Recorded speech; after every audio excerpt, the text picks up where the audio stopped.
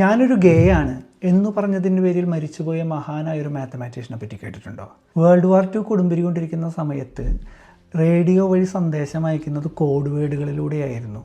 അതിനെ ഡീസൈഫർ ചെയ്യാൻ വേണ്ടിയിട്ട് ജർമ്മൻസ് ഉപയോഗിച്ചിരുന്ന ടെക്നോളജി, ഒരു ഡീസൈഫർ മെഷീനായിരുന്നു എനിഗ്മ എന്ന് പറയുന്നത്. ഇതിൻ്റെ സെറ്റിങ്സ് നോക്കിക്കഴിഞ്ഞ് കഴിഞ്ഞാൽ കോടാനുകോടി സെറ്റിങ്സുകളുണ്ട്. അത് ഡീകോഡ് ചെയ്യണമെങ്കിൽ അത്രയും ഓപ്ഷനിൽ നിന്ന് ഒരെണ്ണം വേണം കണ്ടുപിടിക്കാൻ. ഇത് മനുഷ്യന്മാരിരുന്ന് കണ്ടുപിടിക്കാനാണ് UK കുറേ കാലം ശ്രമിച്ചുകൊണ്ടിരുന്നത്. ആ സമയത്താണ് ആ പ്രൊജക്റ്റിലേക്ക് അലൻ ട്യൂറിംഗ് എന്ന് പറയുന്ന മാത്തമാറ്റീഷ്യനെ ഹയർ ചെയ്യുന്നത്.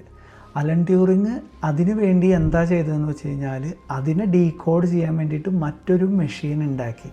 ആ മെഷീൻ വെച്ചിട്ട് എനിഗ്മ ഡീകോഡ് ചെയ്തിട്ട് ജർമ്മനിയിൽ നിന്നും വരുന്ന സന്ദേശങ്ങളെല്ലാം ഡീകോഡ് ചെയ്ത് ഗവൺമെൻറ്റിന് പറഞ്ഞു കൊടുക്കുകയും അതുവഴി വേൾഡ് വാർ II വിജയിക്കുന്നതിൽ വലിയൊരു പങ്ക് വഹിച്ചൊരു മാത്തമാറ്റീഷ്യനാണ് ഈ അലൻ ട്യൂറിംഗ് എന്ന് പറയുന്ന മാത്തമാറ്റീഷ്യൻ.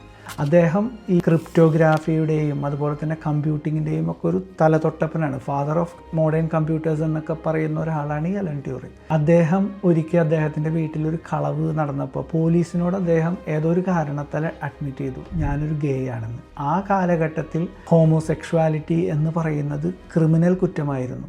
അപ്പോൾ വേൾഡ് വാർ ഹീറോ എന്നതിലുപരി അദ്ദേഹത്തിന് ഒരു വളരെ മോശപ്പെട്ട ഒരാളായിട്ട് ചിത്രീകരിച്ച് പത്രത്തിലൊക്കെ വാർത്ത വന്നു. അതിനുശേഷം കോടതി അദ്ദേഹത്തിന് 2 ഓപ്ഷൻസ് കൊടുത്തു.